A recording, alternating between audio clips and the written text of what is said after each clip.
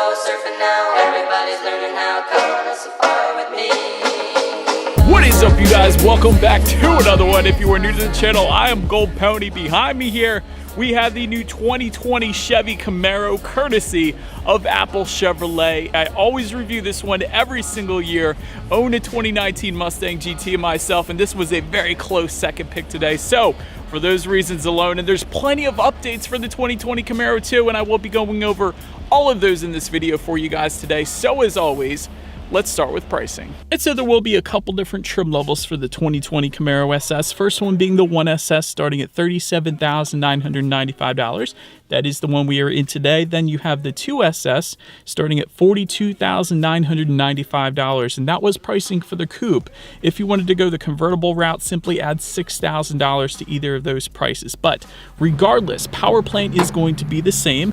Powering this beast is a 6.2-liter LT1 V8 engine, putting out 455 horsepower at 6,000 RPM, 455 pound-feet of torque available at 4,400 RPM. Power is going to be sent to the rear wheels through your choice of either a 6-speed manual with active rev matching, which comes standard. And the way that active rev matching works is you can turn it on or off. If you want to turn it on, simply hit the paddle shifter on the right. If you want to turn it off, simply hit the paddle shifter on the left. That is how that's going to work. But there is an optional transmission that is the 10-speed automatic with paddle shifters. That is going to add an additional $1,595 if you wanted that option, but that is going to add line lock and launch control as well. So line lock being the setting where you can essentially lock up the front wheels, allowing the rear wheels complete freedom, allowing them to warm up before a drag race if you wanted. But either way, red line comes in at 6,500 RPM, 0 to 60 approximately 4.1 seconds, with MPG numbers coming in at 16 in the city, 24 on the highway, taking premium unleaded fuel. But so the next thing I wanted to mention, there are several different drive modes as well to enhance the driving experience of the Camaro. That drive mode button is located directly behind the shifter, but that is going to give you modes like snow and ice, tour, sport, and track, essentially adjusting things like the throttle response, shift points, exhaust note actually, and I'll get to that a little later in the video, as well as interior lighting and handling characteristics. So I could say in my short little test drive today, exhaust note was definitely noticeable, as well as the steering sensitivity. That is another thing I noticed. It does differ quite substantially between the different driving modes. For instance, you are going to have a heavier steering feel if you went with the sport or track mode as opposed to the tour mode, for instance. But either way, I do have the 6-speed manual, so I do want to touch on that a little bit. It is actually a Tremec 6-speed manual, so that is a good thing. Tremec is a very well-known name when it comes to manual transmissions, and actually the Tremec 6-speed is also used in the Shelby GT350, in case you guys didn't know that. So a very reputable transmission option there. So, and in my drive today, no issues with finding any grab points. Clutch feel is nice, so definitely a solid option as far as the transmission goes. Typically, I will do an acceleration test. I'm gonna give this a shot for you guys here, although I will say it has been raining this morning, so surfaces are somewhat slippery, so enjoy this for what it is. But here is that acceleration test, a quick view from outside of the Camaro.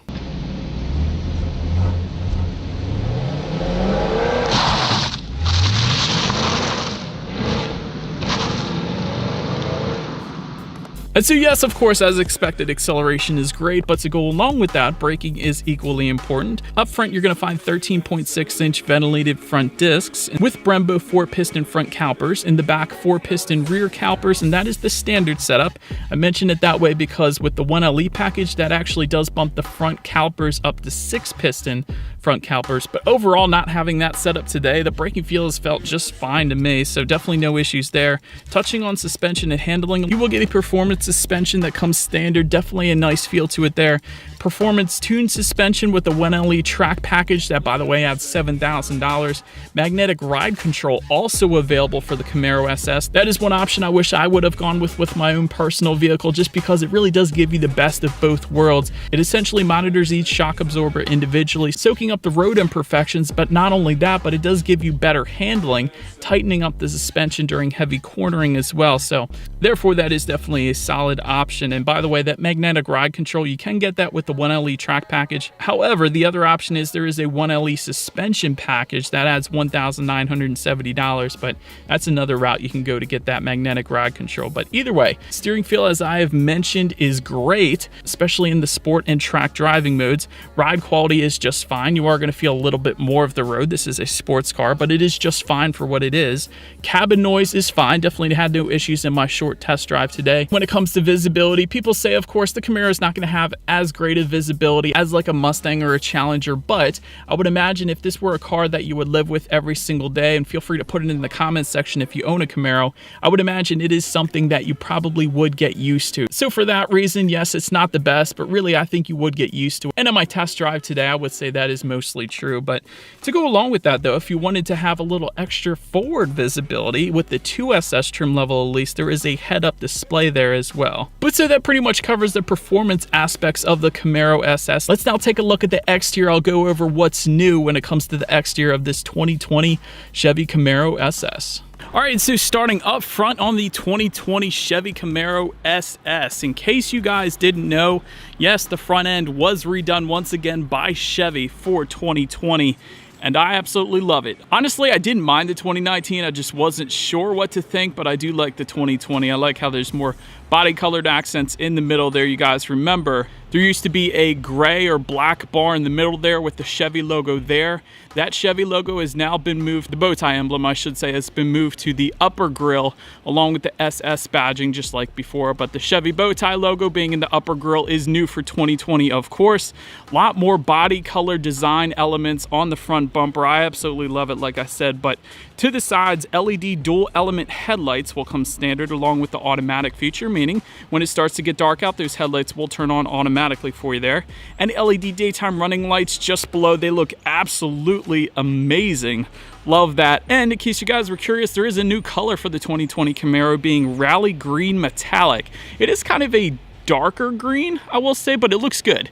But I will say I do love this color probably the most out of the Chevy lineup, at least when it comes to the Camaro. Of course, you guys probably know I do have a green Mustang myself. It is kind of darker than this, but I do love this color, I will say that. And so, but now making your way to the side, you will find body colored power adjustable side mirrors. They will come heated as well. And if you went with the 2SS trim level, you will get auto dimming side mirrors as well. And you guys know, as I've already told you, we do have the 1SS today, but auto dimming side mirrors with the 2SS. Looking down at the wheel setup, they will actually come 20 inches, sized up at 20 inches regardless of which trim level that you go with. But I will say the width will differ. That is where the differences come in, as well as the design element too. But 20 by 8.5 inches up front, 20 by 9.5 inches in the back will come standard. And again, this will all be a staggered width no matter what wheel setup that you go with. Therefore, meaning as expected, you can't rotate the tires, but that's fine. If you're looking for a car like this, you don't really care anyways. But as far as the width goes for those tires, they can actually go up to 20 by 10 inches in the front, 20 by 11 inches in the back with that 1LE package. So if you wanted the very most traction with the widest width, that is the route you're going to want to go. But now let's go ahead and make our way to the back. I did want to mention to you guys, the gas tank is on the passenger side. You do have a shark fin antenna up top there. And making our way to the back, there is a rear spoiler, as you guys can see, that will come standard for every single trim level of the Camaro SS. LED taillights with smoked housings, again standard for the 1SS and the 2SS. This is probably one of my favorite parts. I wish the Mustang had this. These smoked housings look absolutely aggressive. I love it. And of course, when you put the lights on or when you put the brake lights on, they will light up red, but I do love that without the lights on, they are smoked housings, and they actually tie in with that integrated rear brake light into the trunk and the black bow tie badging as well. But anyway, zooming out a little bit, you have the SS badging found on the rear bumper there, and just below it all, dual exhaust outlets. And you will find quad tips if you went with the 1LE package, but that is not what we have today. So you guys know what we have to do next. As always, here is that exhaust clip.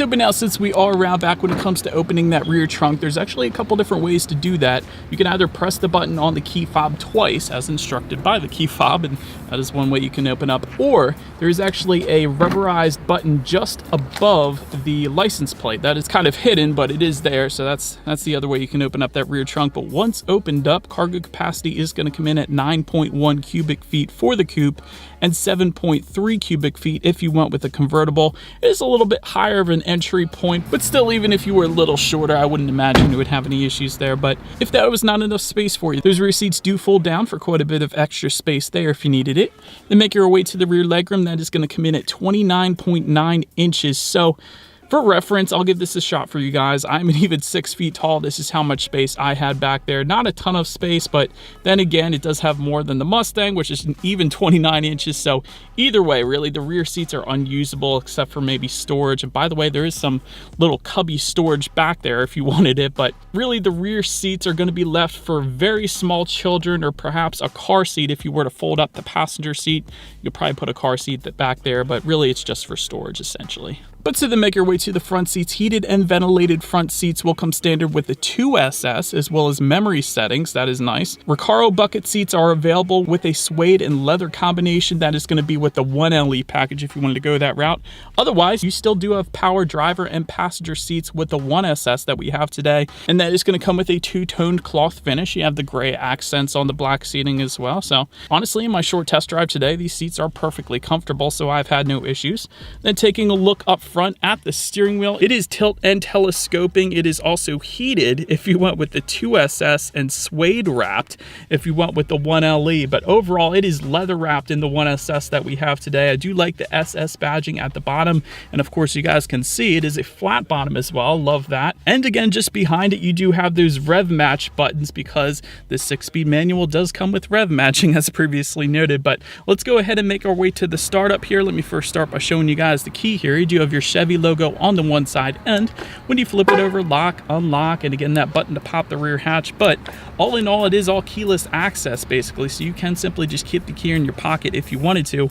All I am going to do is just simply put my foot on the brake and clutch and press that engine start button located just by the driver's right knee there. But once started up, gauges will do a full sweep. Tachometers on your left, speedometers on your right. There is a large digital display front and center, which can be controlled by using the steering wheel mounted controls on the right side there. That's going to give you a ton of different things you can check out. Of course, a digital speedometer, trip A, trip B, when you need your next oil change, and your driving modes. I, of course, already showed you guys that as well. So really a ton of different information you could check out up there.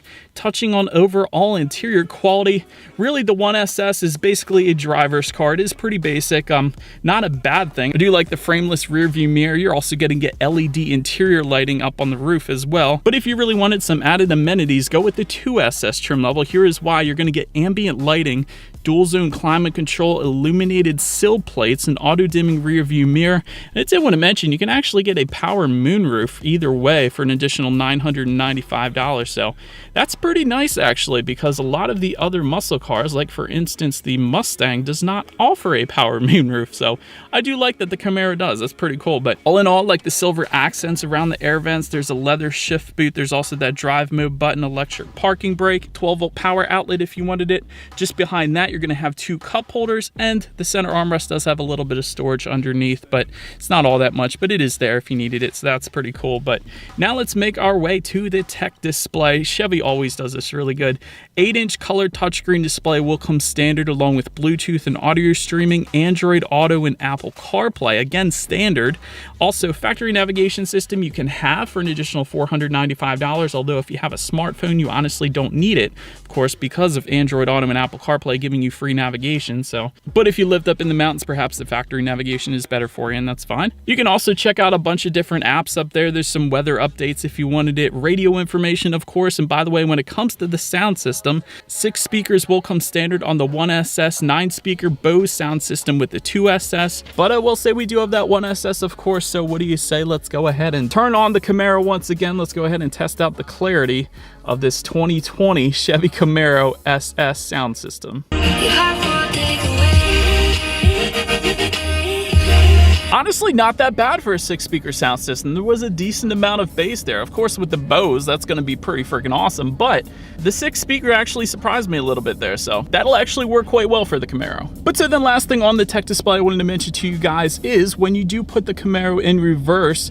By the way, to put the Camaro in reverse, what you're going to want to do is simply press down on the brake and clutch and slide the shifter into the upper right-hand corner. And when you do that, that will give you a rear view camera letting you know who or what is behind you, which is always going to lead us into safety. And so to start, there are front, side, and side curtain airbags, also driver and passenger knee airbags as well. That definitely doesn't come standard on every vehicle.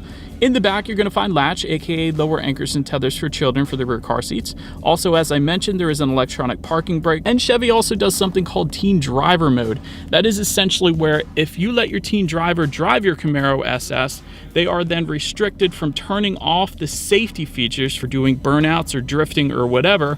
If they are to do that, it gets logged in the system so that when you come back in the Camaro, you can then see that they did that. So I did want to mention that, but also 2SS trim level is going to add forward collision alert, lane change alert with side blind zone alert, and rear cross traffic alert with rear park assist. And so, but anyways, that is about it for this one, you guys. Thank you so much for watching. Be sure to like the video and subscribe if you're into new car reviews. That is what we do here on this channel. Feel free to follow me on social media at the bottom of the screen if you like. Hope you guys liked that I tried to match the car a little bit. Anyways, I will see you guys in the next video. Stay gold.